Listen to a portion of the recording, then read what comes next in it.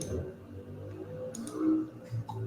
morning, or good afternoon, or good evening, depending on where you're listening to us today.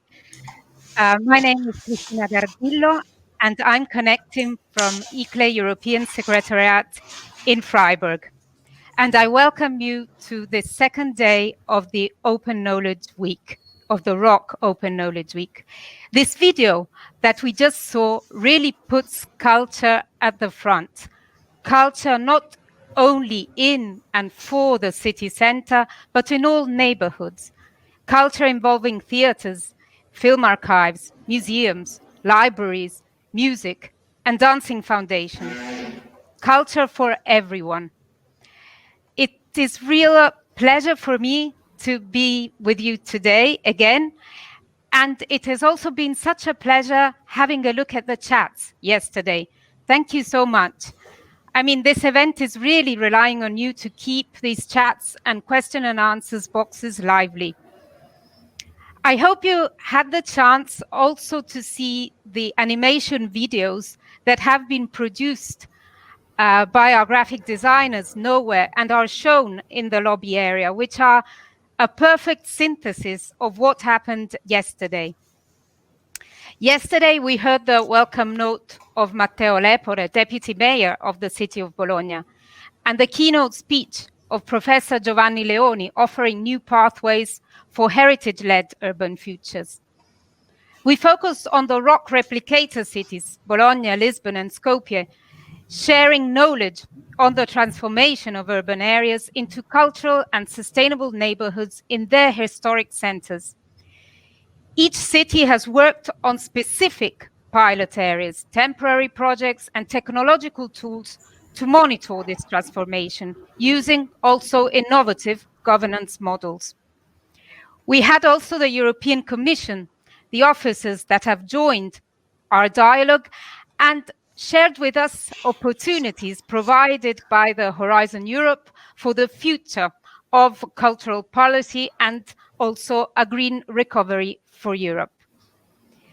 Pamela, hello, I turn to you. Good morning. Good morning. Good morning. What is going to happen today? So good morning again. Good morning, Cristina. And welcome again to all those that are connected with us.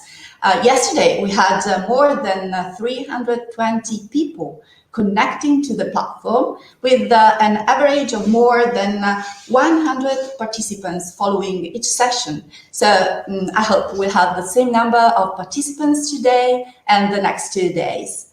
So this really demonstrates the interest not only on the ROC project as such, but in general terms on the topics that are put on the table. So first of all, don't forget to use all the networking opportunities offered by this platform. So you can have a look at the list of speakers and at the participants' profiles. You can flag them, save their contacts. You can arrange calls with them during these days, and also get in touch with the tools providers, which are showcasing in the exhibition area. You can send them emails and they will answer even in the next few days.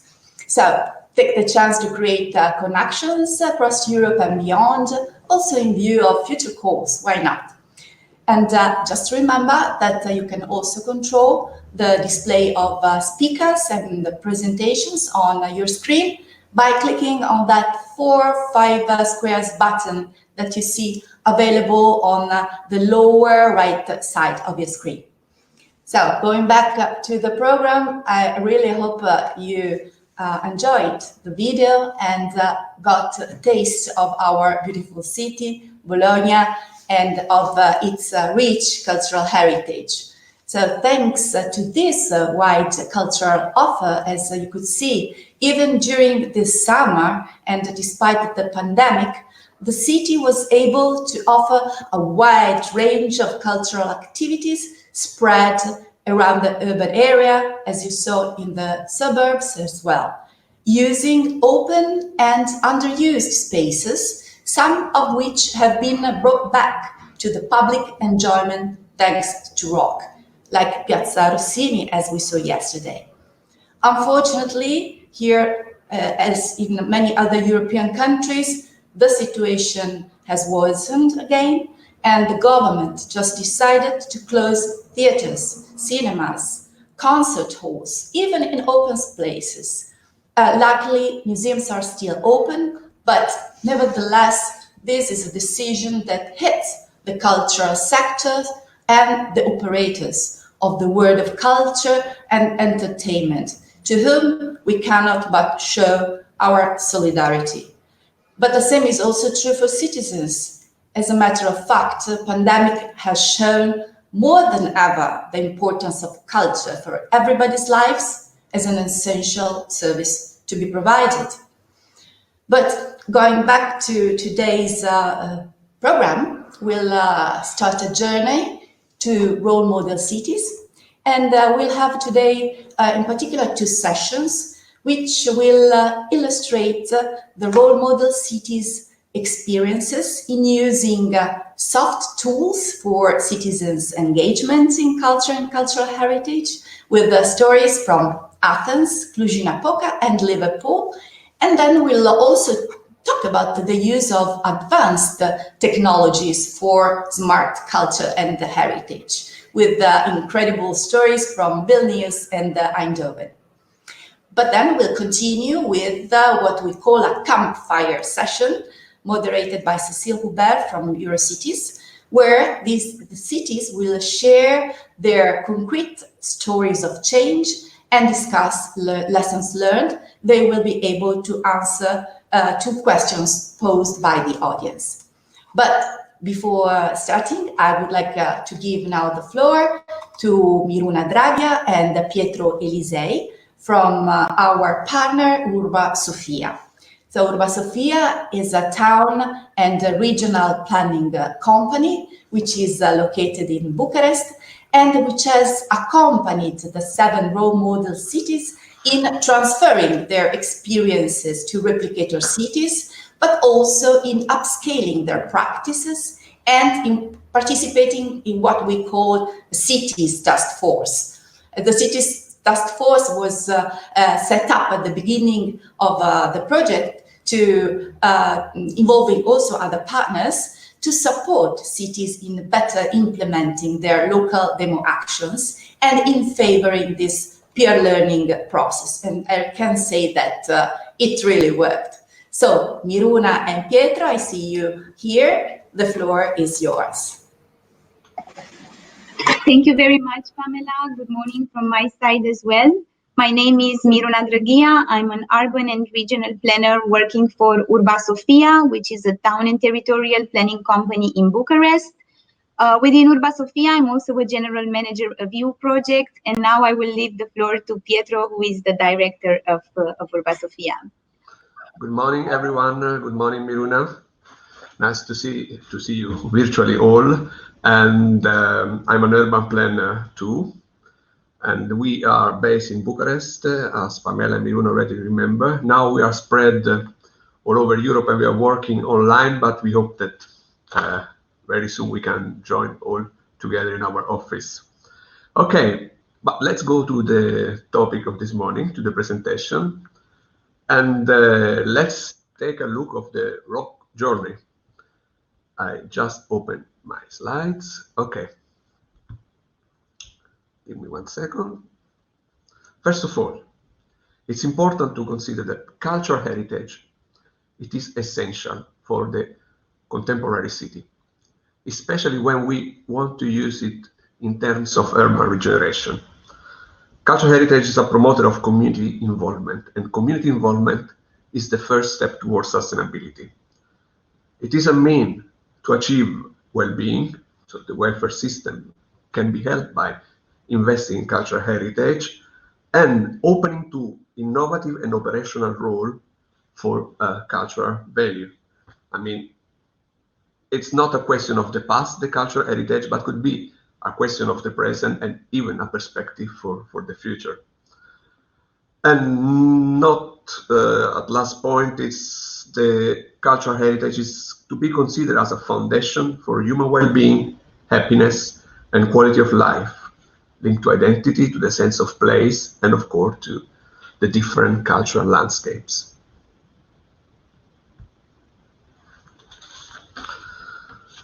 Well, I don't know if we are really living in a post-modernity or a late modernity, but now we have our contemporaneity born with hyper-technological stuff.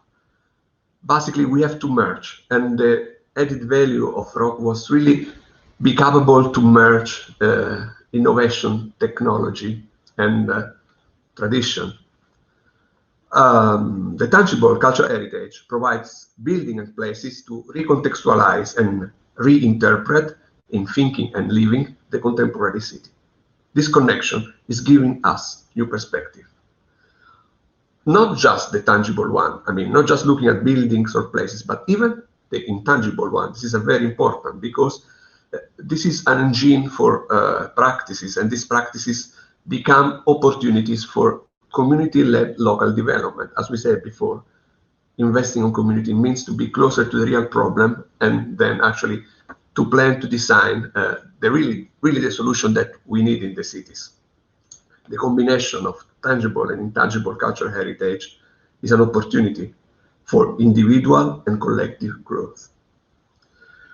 But as I said even before, it is even a driver, an engine for the development of innovative services that can trigger new urban economies.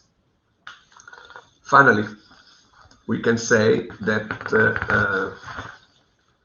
investing in cultural heritage means knowing how to reinvent and therefore innovate the practice of citizenship.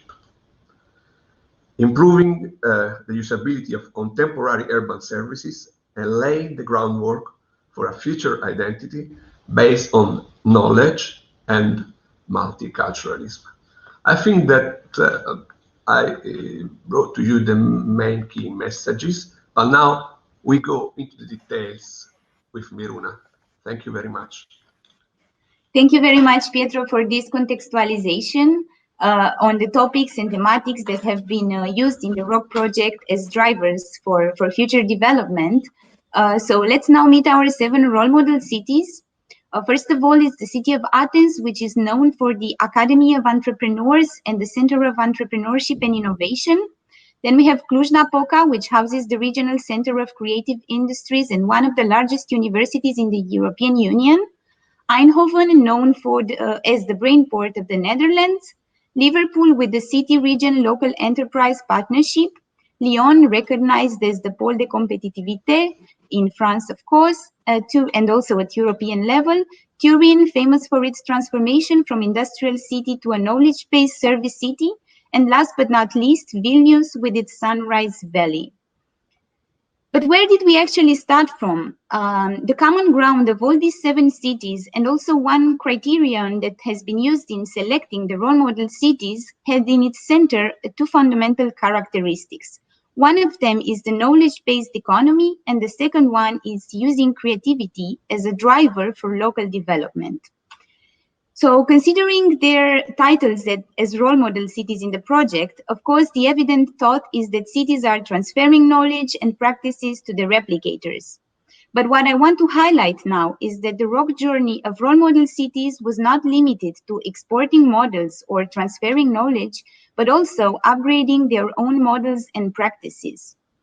And of course, if we look at the diversity of countries and regions from where the cities come from, it's obvious that we are dealing with different cultures, with different planning traditions, even with various understandings of cultural heritage. And as Professor Giovanni Leoni was saying yesterday during his keynote speech, the challenge really lies in creating a common European methodology to work with these cities in order to answer to the challenges that are raised in cultural heritage regeneration and urban development for the future. And this has to be really linked with the local particularities in cities. And I would say that this was also a huge challenge that we had in ROC project in general, but also in our task to coordinate the implementation in 7 cities with very different understandings, with very different objectives. in particular in our task to create a common framework for cities to implement their actions. But now, overcoming their initial role as models in different thematic areas, the 7 cities have performed themselves an implementation process that I was explaining before that was coordinated by Urba Sofia, aimed at unlocking the next level of their recurring practices through the testing phase of new models and innovative tools.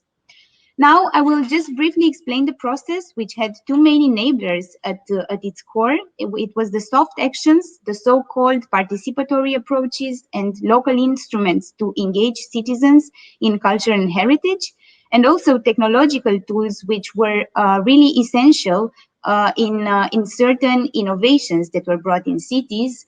And we had the lucky to have been provided with some very new and very interesting technologies from the ROC consortium, from the industrial partners from the consortium. So starting with the initial, I will just go now through this circular methodology that we also give to cities in order to perform their implementation, starting from their initial model, which was of course promoted as a successful practice in heritage-led regeneration. We designed together with each city an individual implementation plan, which stood as a flexible planning tool or instrument for the entire process, supporting gradual changes as cities tested new tools and technologies. So, of course, the following normal step was to test the on-site actions. So I want to highlight here the locally embedded dimension of this site-specific action, which is something that was really dealing with citizens' engagement, so addressing and involving a wide group of stakeholders at local level in order to implement the actions and to get support from the local actors. So as cities tested these new tools and methods through the on-site specific actions, they also worked in closing some existing gaps in their local, at their local level in order to achieve some preset objectives. You will hear more about the specific actions and specific objectives that cities had in the next minutes. But what I want to also highlight is the monitoring and feedback step that has been used in our process, and it was ongoing. It was a step that was ongoing during the entire process, and this was important because the monitoring has given new values and meanings to the actions that were implemented by cities, strengthening and expanding their local knowledge into upgraded models. And of course, this city upgraded model was the end product of our implementation process for each of the 7 role model cities. Now, I will just give a very, very brief overview of the 7 cities. Of course, they are clustered under 3 main thematics, as you will encounter them during the CityTalks. So each of them will speak about an iconic action, but now I will just give you a general overview. The mix of soft and technical tools has been used to reach citizens' engagement in culture and heritage.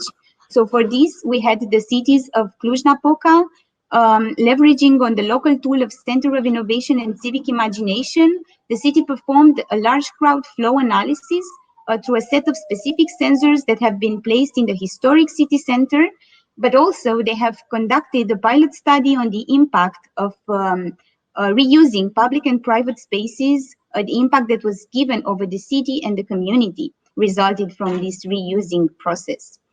Athens worked on combining its 2 models of cultural heritage accessibility and democracy and consultation process through the work of Sinatina, and also through a series of local pilot actions, such as inaugurating Kypseli market, which was the first Greek municipal market of social economy. Last but not least, Liverpool, through an extensive citizens engagement program, was focused at reaching non-traditional audiences, so involving audiences that are not all the time involved in the process of urban regeneration. And this work has been complemented or even supported by the implementation of augmented reality tools such as the RIBA architectural tool of Liverpool. The next, let's say, thematic cluster deals with the use of advanced tools. These times we are referring to sensors and new systems for smart culture and heritage. and they have been used in Eindhoven with the support of Technical University of Eindhoven. The city has implemented the people flow analytics for understanding and monitoring the impacts of large cultural events. And they have also documented and evaluated the planning process and the living lab approach used in the adaptive reuse process of a formal industrial area.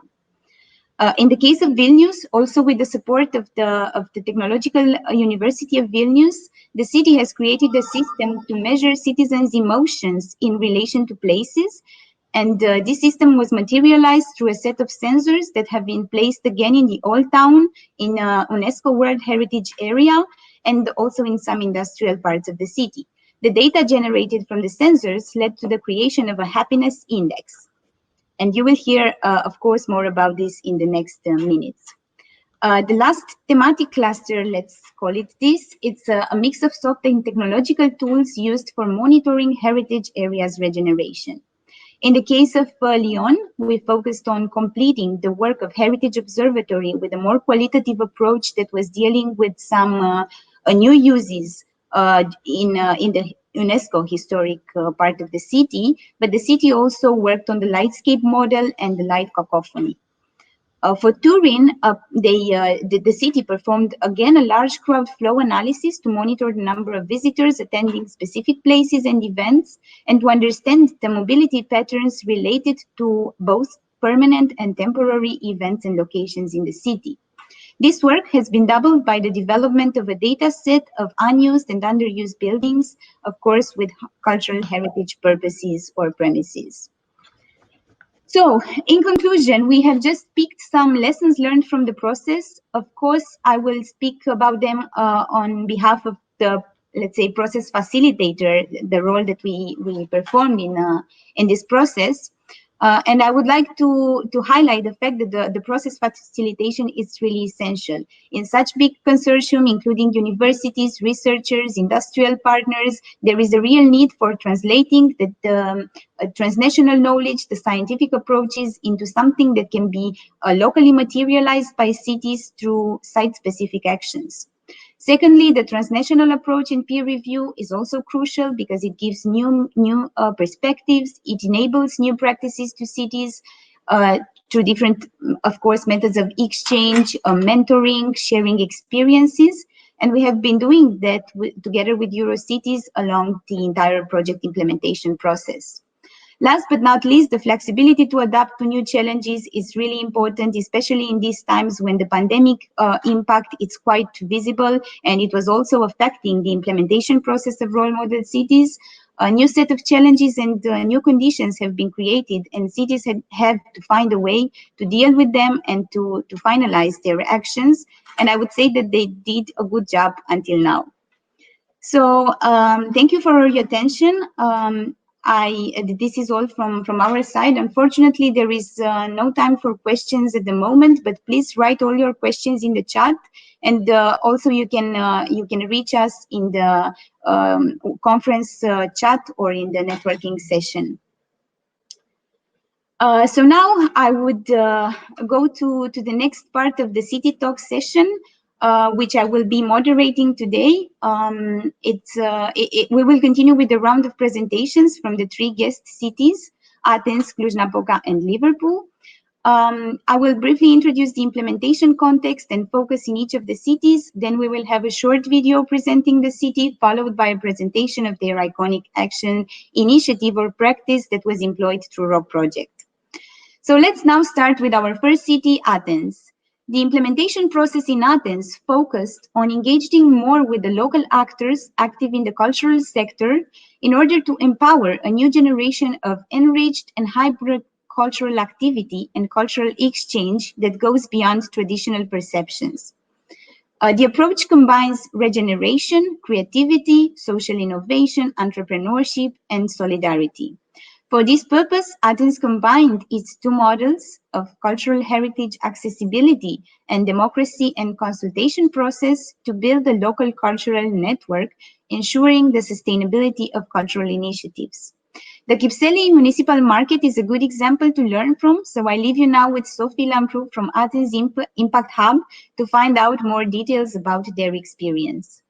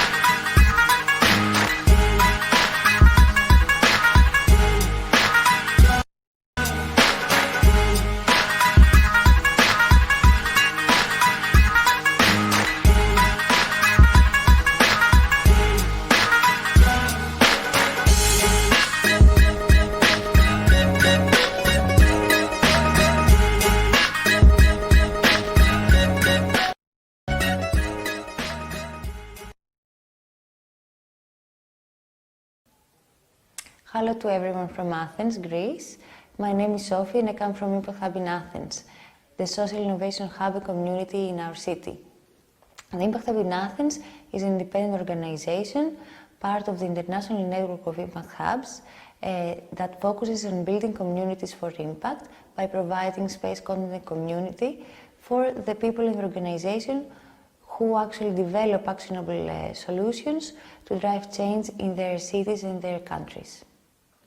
The project that I would like to share with you today is the project around the municipal market of Kypseli, the first social economy market in Greece that the Impact Hub in Athens started to bring in life in early 2017. The story of the building is that it was left empty for many years after its market nature was abandoned by the shop owners and the consumers themselves. Groups of citizens tried to maintain the building by hosting different actions from movie nights, debates, theatre, expositions. The City of Athens decided to actually restore it after it has been without maintenance for many, many years, and they accessed a structural fund from the European Union, renovating it. In early 2015, they opened a call where civil society organizations could apply to take in their hands the management of the building completely. This is when the Impact Hub in Athens actually stepped up and proposed the model that now is run the municipal market of Kypseli, and after different stages of the open competition process and city councils, the management of the building passed to us, and with us came to inhabit the market a big network of diverse communities, social enterprises, citizen groups and NGOs. Kypseli is a multidisciplinary community and it's a real neighbourhood, colorful with migrant communities from different parts of the world, people who have been there their whole lives, newcomers, young and less young, social and cultural communities. All of them create an impressive social fabric. In order to serve and engage all these people, the residents of Kypseli and its visitors, we focus our activities in three pillars: education, markets and culture. We run a learning space where we have classes of yoga, music, dance, arts classes, a computer lab where people can learn digital and technical skills, a center with social services for the most vulnerable residents, for them to learn Greek, access legal or accounting advice, and council with the collaboration of the Danish Refugee Council and Caritas Hellas. We have a little orchestra and choir called Unison. They showcase that different people and cultures can connect their voices in solidarity. We also collaborate with the Goethe Institute, the Ministry of Culture, the Athens and Epidaurus Festival, and other cultural organizations to provide and offer culture accessible for all. We host 6 different shops, all of them social enterprises, from a shop that actually you can repair your electronic device, to another shop that you can buy products from small farmers around Greece, from a little gallery or a second-hand shop. All of them are focusing on accessibility, providing opportunities for work for people who have vulnerability in order to develop skills, socialize and live independent lives. We also host a weekly fresh product market with permaculture farmers from the Attica region. So every week they bring inside fresh produce.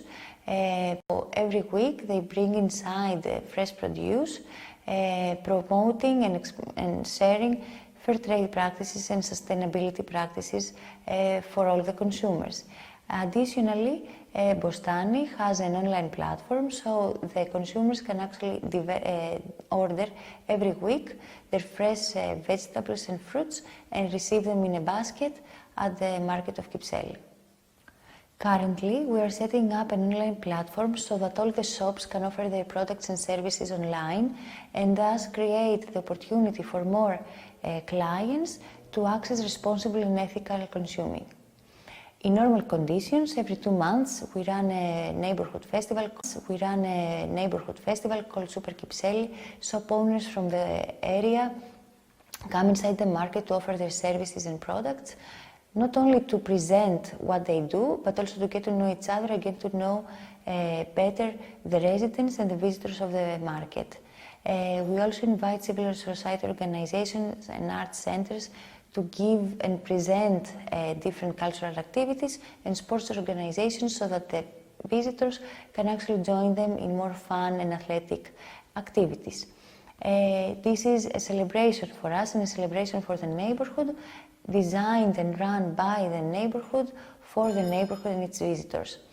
Every month we also run a pop-up brunch where local restaurants and chefs can present their cuisine and their different innovative plates to a wide Athenian audience. Always music on the side. We also have an open mic hosted and supported by a local beloved radio station, Pepper. We also host concerts from famous and less famous singers and groups, jam nights, festivals. Every Christmas we run a big festival celebration and a lot of markets with different kinds of products. It's always very busy at the municipal market of Kypseli. We also host, in collaboration with embassies and the ethnical migrant communities of the area, ethnofests.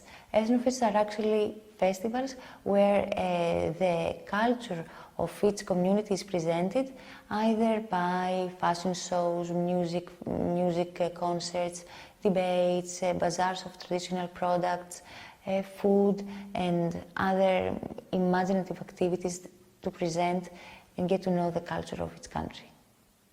So let's talk about the results and the impact that the municipal market of Kypseli has generated in the last 2 years that we ran it. So from the Impact Hub in Athens, they have generated 17 jobs. 30 jobs have been generated by the permanent residents of the market, the social enterprises and NGOs that are hosted there. 150 different organizations have collaborated with us to offer different types of services and content. We have hosted or produced 110 festivals and markets where we have had more than 100,000 visitors per year.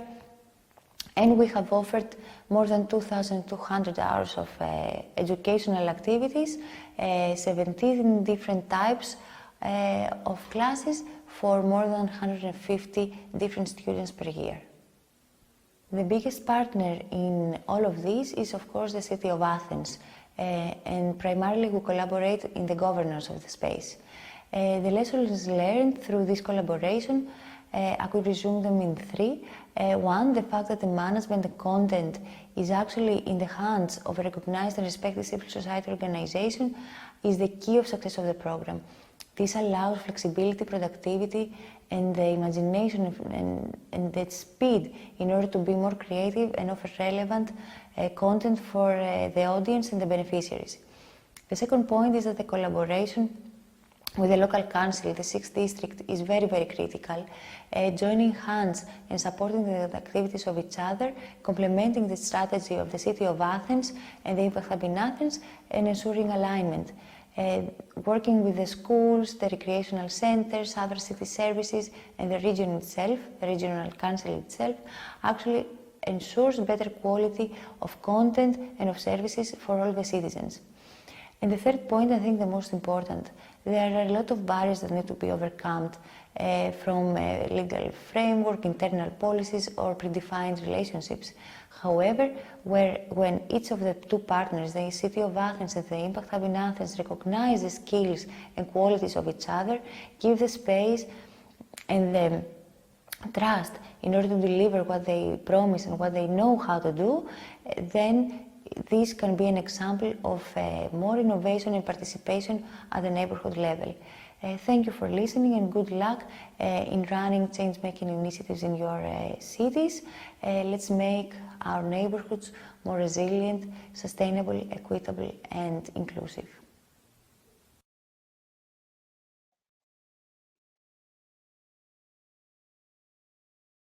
So now that we got a taste from Athens, let's now move to Cluj-Napoca in Romania, right in the heart of Transylvania. During the ROC implementation process, the City of Cluj-Napoca has used the Innovation and Civic Imagination Center as a soft instrument to co-design and co-create future transformations of the city heritage areas.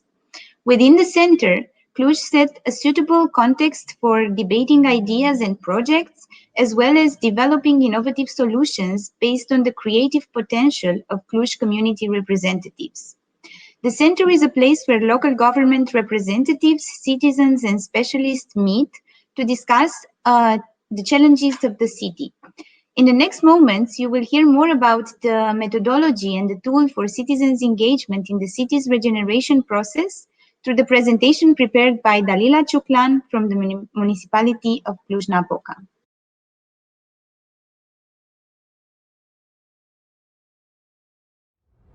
Welcome to Transylvania, the land beyond the forest. And welcome to Cluj, the heart of Transylvania, Romania's fastest growing city and the most influential city in Western Romania. So, why might you love Cluj? Maybe it's the academic spirit. Since Cluj is home to Romania's top 10 universities, providing a highly educated workforce in more than 300 different specializations, from IT to medicine or agriculture, research and development. Cluj-Napoca is an internationally recognized medical center with a rich history in research and advanced treatment. Cluj-Napoca is the Romanian capital of clusters, IT, energy, agriculture, and creative industries. The European Commission selected Cluj to host, for the first time in Romania, the most important conference in the field of innovation, Open Innovation 2.0. Or it might be its constantly growing infrastructure, with modern highways and a well-connected airport serving more than 2.5 million passengers per year. You might also appreciate the city's blooming economic environment, with more than 25 banks represented here, and home of the biggest private Romanian bank. Cluj is a great place for business.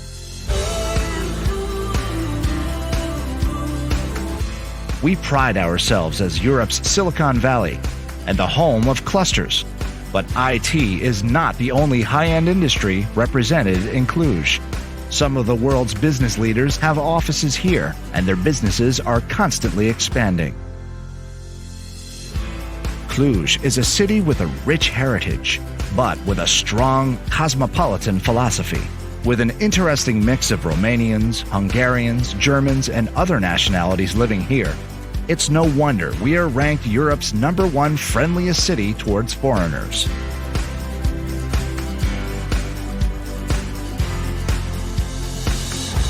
Did you know that Cluj has one of the highest living standards in all of Europe? This might come as a surprise, but with 2 international schools, several cultural events relevant on a continental scale, we pride ourselves in offering a 5-star living experience.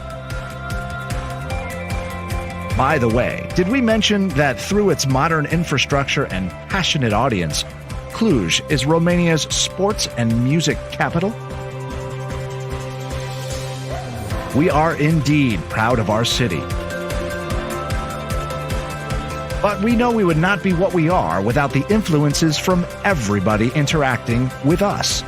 So we strongly believe that together we can make Cluj better.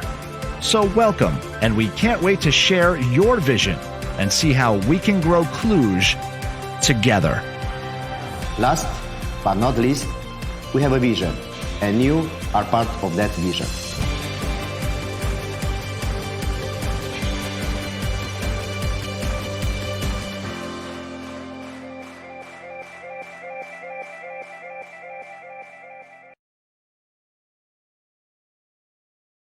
Hello guys, my name is Dalila Ciuclan from Cluj-Napoca's ROC team, and today I will present you our participatory governance instrument and tool, which I presented many times, and you heard more about it when you came in 2018 to Cluj-Napoca, and I hope you remember. Today I will present you the Civic Imagination and Innovation Center. The City Hall of Cluj-Napoca inaugurated the Civic Imagination and Innovation Center in October 2017, and we started with a debate on an international contest of solutions for park rehabilitation. This was the first subject, and it became really, really interesting because at the first call, people came and were interested about our discussion. What is this center? The center is a place where local government representatives, people from public administration, citizens, and specialists from economic and academic fields come, meet, and discuss about the challenges and the urban transformation of the city. Practically, we take some projects, some ideas for projects, and we invite people to discuss more and tell us their feedback. We want more green areas. We want more trees. Maybe it will be good to put more urban furniture. And as you can see here, Rock was present. Rock Roll-Up was present at our debate because most of our projects were referring to cultural heritage and somehow they were connected. What is civic imagination exactly? We use it as a tool, a communication, research and promotion tool, as well as an open place for debate at the disposal of experts. When we say experts, we think about people from all fields, experts, but also any citizen willing to participate and get implicated. What CIC did, it created an ecosystem, I think, complex network of participatory governance, and it really helped us to see the key actors in the city, and we managed to put them at the table and discuss about the ideas, the newly intended project. And today, 3 years later, we see that CIC brought us this creative potential of Cluj people and helped us improve our projects. Also, you can see here another picture from another debate. Our first online workshop on CIC was in June, in 4th of June, when we decided together with the members from City Science Initiative, our colleagues from GRC, that we are going to present and make a workshop on sustainable mobility. Sustainable mobility is one of our area of interest, of Cluj interest, and Cluj-Napoca is also a lead member of the City Science Initiative thematic group on sustainable mobility. As you can see, CIC connects not only at the local level, but also at the European level. Here you can see the image we use for promoting this event. And we had at the table Paris, Tampere, Ljubljana, Londra. And we use this occasion to debate and discuss and gather ideas about the approach we can and must use to tackle the sustainable mobility and improve the conditions in Cluj-Napoca regarding the public transport, the sustainable and walkable city program investment. Also, what we did when we got into lockdown, everybody got home and we had to learn to live in this new normal. Well, we used CIC again, and we went virtual and reached a new public. In July, we had 4 debates on urban regeneration, Green Cluj. We talk about how to transform an urban forest and also about the walkable city project in one of the main neighborhoods of Cluj-Napoca. And we realized that it's really, really important to use CIC as an online instrument also. It revealed us how important, and we hope that after all this is gone, we realize that we will use both online and offline sides of CIC. What has become and how helped us CIC? Well, it has become a lab in which we develop and test various forms of collaboration and partnerships between local actors in order to support participatory practices, and we encourage discussions on urban innovative projects. Also, it helped us create levers such as public calls and debates oriented towards the pressing urban problems for bridging the gap between the groups of the key groups, administration, experts, and citizens. We open up this participatory process. We encourage the development of projects. And I think the most important thing is that the citizens got into this process and understood their role in fostering and creating development. And if you think and ask yourself how we document this process, well, after 3 years, we made a booklet, and now we are documenting all this process because at the national level, CIC has become a good example, a good practice, and now we have also a project that is financed and is referring to CIC. Okay, so if you want to find more, please contact us. And as we use CIC's motto, please imagine the future of your city.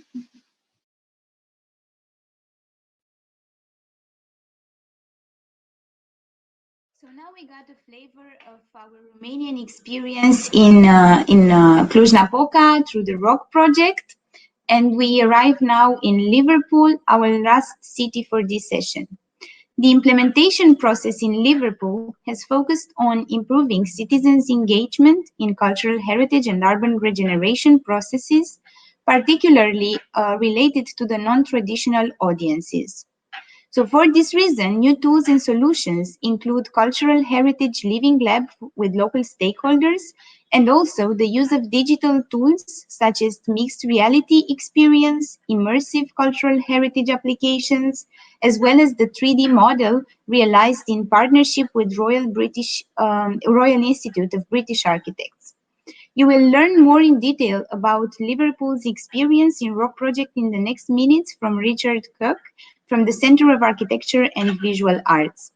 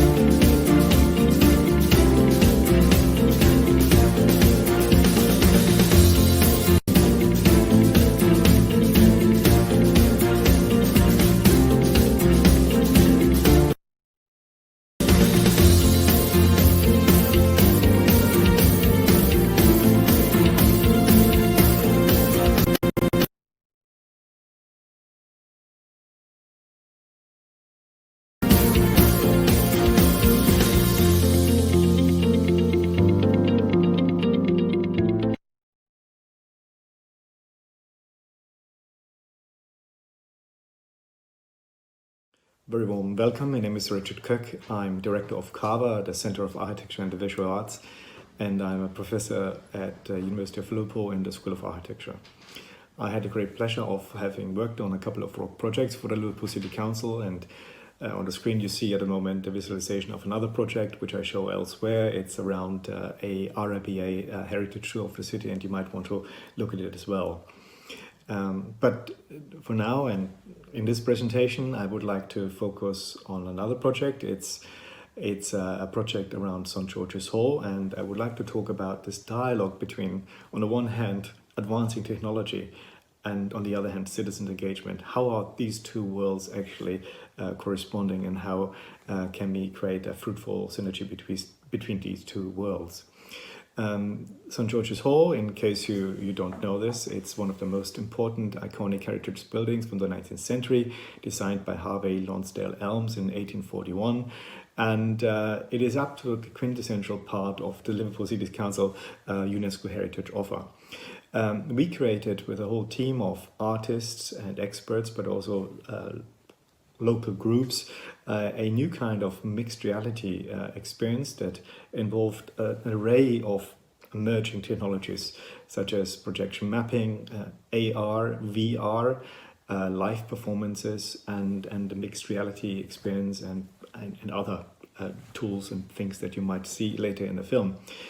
For now, it's probably enough for me to say that we tried to dig deeper. We didn't just wanted to share with citizens historical facts and figures, but engage them deeper into the history of that place, of that building. And for instance, St. George's Hall had a number of interesting changes over time. At one point, it was a courthouse. And we talked about in our project how trials took place. And one particular project that we found, which is super interesting, is the case around Florence and James Maybrick. And you'll hear more about that. For now, I only tell you that the project is called If These Walls Could Talk. Today I would like to briefly make a few observations around the dialogue between, on the one hand, advancing technology, but then also citizens' engagement. So the 4 points that I will point out are around partnership, creative practice, participation and engagement, and technological innovation. First, around partnership, we had a fantastic set of partners. Obviously, the Liverpool City Council. We had world-leading artists, including a BAFTA-winning scriptwriter. We worked with high educational institutions such as the University of Liverpool, a research centre. We also worked with the Liverpool Institute of Performing Arts, with youth groups. I guess the issue that I had as a project manager is to bring all this interdisciplinary and cross-disciplinary expertise together and do all kinds of very interesting things. But how would it still be possible to keep the most important element in the focus, and that was the user experience and the visitor experience? So in everything we did, I tried to not forget that ultimately what we are creating is for the end user, and we would like to produce an offer that perhaps they have never seen before, and something that could change in the future how visitors engage with heritage buildings such as St. George's Hall, but also elsewhere. My next point is around creative practice as research. I'm someone who believes that research can be conducted through design, through the making, through the creation. So knowledge can be created through design, through creating innovative things. The process is important here. So we try to work very transdisciplinary, very impact focused, but also we took a narrative approach. So that meant that storytelling and engaging the visitor again through a journey, through a storytelling journey, was of greatest importance in our creative practice approach. Participation and public engagement again was very important for our team. We tried to, throughout, have a balanced team in terms of gender and age, and as you perhaps can see in the slides, we even involved children. We were very inclusive in sharing, but most importantly, I think, we tried to involve everyone into the process. So when we worked with children, for instance, we took them with us onto the set, but also behind stage, and I tried to explain to them why they're wearing certain costumes and what the context around that is. We tried to be very responsive and adaptive, listen to the feedback that we got through this participatory process. But overall, also, not to forget that we want to be speculative and experimental and embrace the notion to be open-minded towards open-ended results. And we might not actually end up with sort of things that we originally wanted. I lead a research center, and research outputs were, of course, important for us. But everything we did under the guidance of the user experience, and to imagine how users would be able to explore the building through new ways.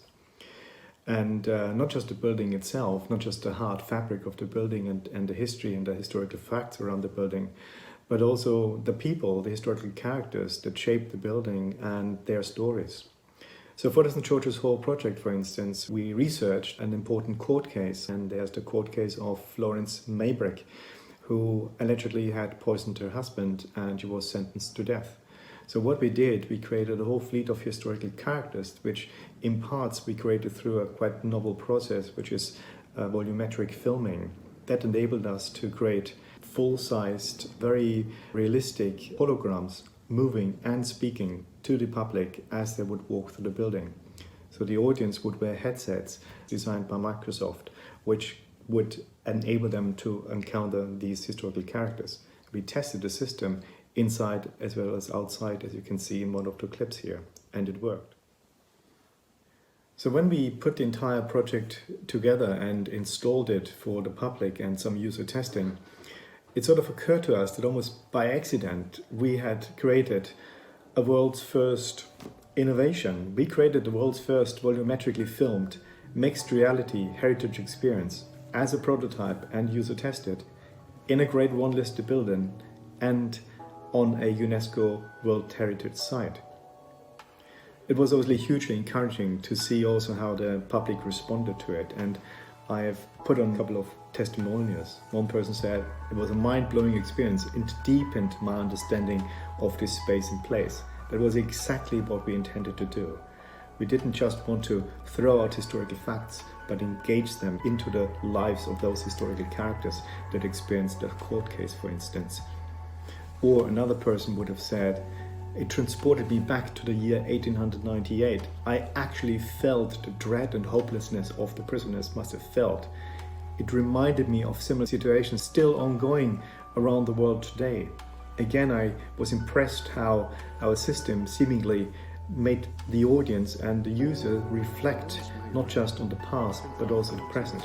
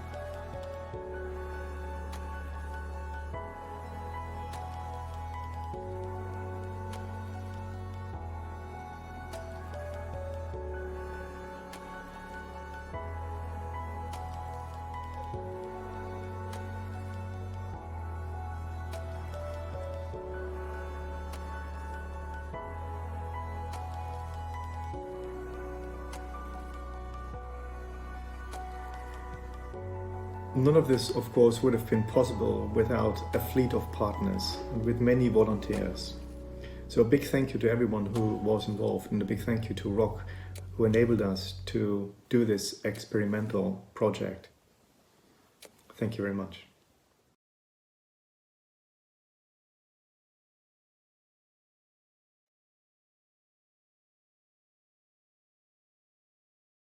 So far, our session has had a lot of insightful stories and practical experiences from the three cities that you heard about.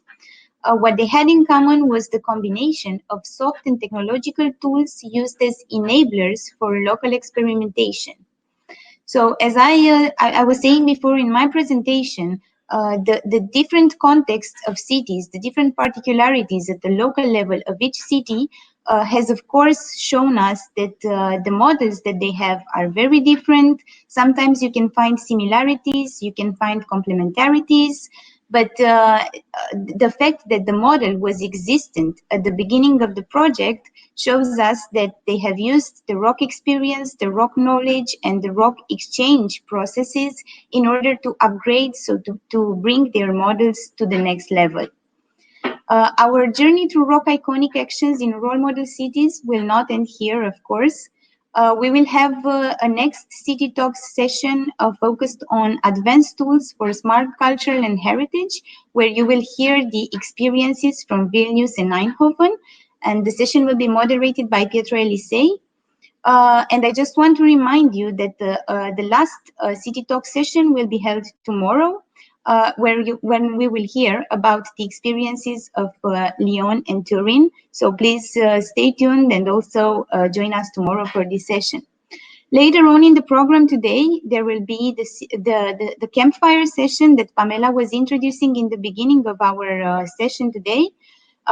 During the campfire, you will get the chance to interact with our speakers from the cities. Also, you can address your questions. We will also try to send the questions from the chat during these presentations to the speakers.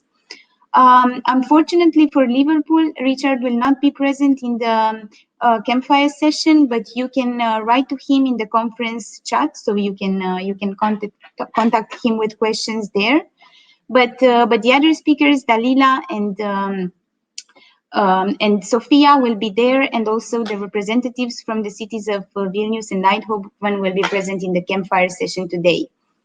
Thank you for attending our session. We will have now a short break. Of course, enough time to get an espresso, stretch a bit, and come back right on time for our next session. Lastly, I just want to remind you to visit our rock exhibition, and of course to get in touch with us if you have any questions, if you would like to get more insights into our process in the rock implementation through the rock and roll networking session at the end of today. So thank you again for participating, and I hope to see you soon in the next sessions as well. I wish you enjoyed.